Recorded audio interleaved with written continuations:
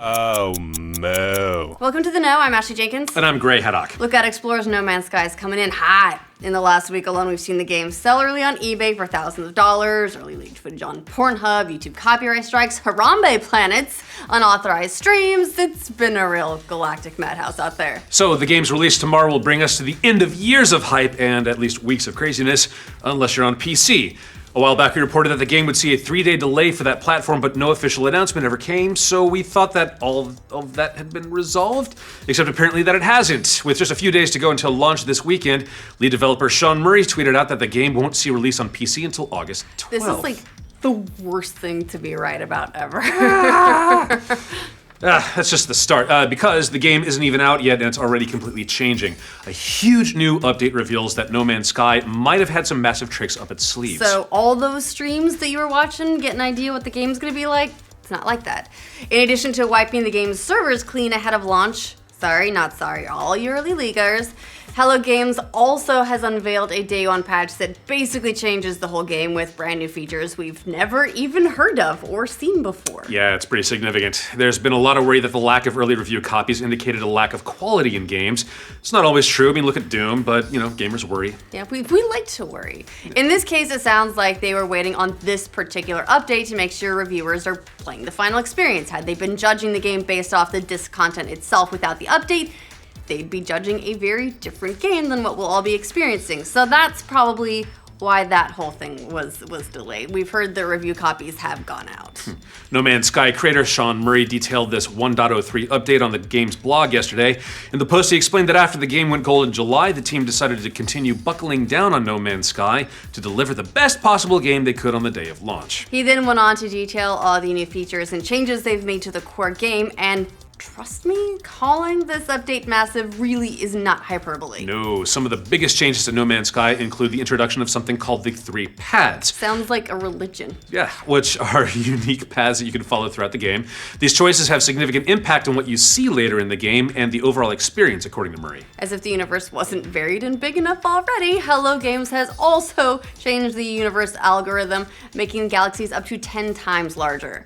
The generation algorithm is also going to create new types of planets, including some with extreme weather types like sandstorms and blizzards. In other news, there weren't already sandstorms and blizzards. Have you not seen Star Wars? Exclusive update. There are also dead moons and low-gravity planets in the mix too, and they've also reworked atmospheres to give more varied types of day and night-time skies, plus a tweak to terrain generation means all new kinds of terrain, including geometric anomalies. All of those add up to some nice icing on top of the No Man's Sky cake, even though we're talking about like icing on a cake that we haven't even got to taste yet. But the update doesn't stop there, because in addition to making some improvements like adding more animals, more space pirates, more variety around their enormous universe, they're also dropping some brand new features into the game. For one, feeding animals different types of food could possibly change their behavior. Now they'll mine for you, protect you, become pets, or alert you to rare minerals or items. I wonder if you feed them the right kind of stuff, if suddenly they get amorous and then make baby ones. You guys have played Viva Pinata, right? Gotta catch them all. Yeah. Anyway, it sounds like a lot of space travel is being reworked too. In addition to a bigger variety of ships introduced across the universe, there are now brand new advanced ship handling techniques coming to No Man's Sky, which should totally change space combat as well. That's cool. There's also going to be more space pirates and ships in general, which is going to result in bigger, crazier battles. When arriving on a planet, you can now scan for points of interest as well. Trading is also getting completely reworked to have some more depth, and space stations will now include bars and trading rooms. I'll be in the bar. You can find me there. Yeah, it's all the cool deals are always being made in the cantina. So, you know, if that wasn't enough, Sean Murray has rewritten a huge chunk of the game along with Deus Ex writer James Swallow. According to Murray, it makes the themes of the player freedom much stronger and will also allow for multiple endings. In other news, apparently there's like endings and stories. Some of them happy. And stuff. And that's just a fraction of everything that's coming, which also improves graphics, lighting, survival stats, balancing, inventory. Again, they've basically changed the game. So if you've been watching streams,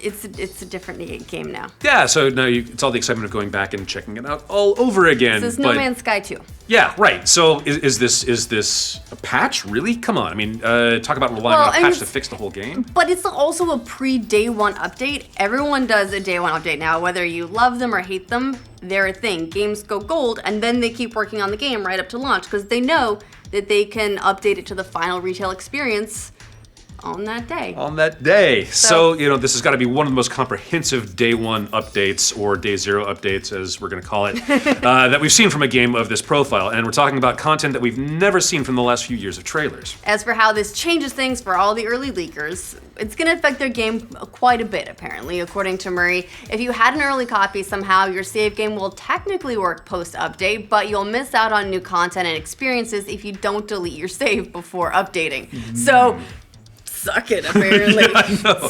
So, man, how do you think that one guy feels who spent like $1,300 on the game already? It's probably why you should pay retail price. Nah, he's super happy about it. He gets to be smug, he got to be the first and share all these details. They're all changing now, but he got to do it. He's gonna be really excited. So this huge list of changes is probably more why we saw the delay rather than the lawsuit that we learned about back in June, potentially, or they just took advantage of the fact that they had a little bit more time. But I don't know if you guys remember back when they first announced the delay, Marie wrote that some key moments needed extra polish to bring them up to our standards. I've had to make the tough choice to delay the game for a few weeks to allow us to deliver something special.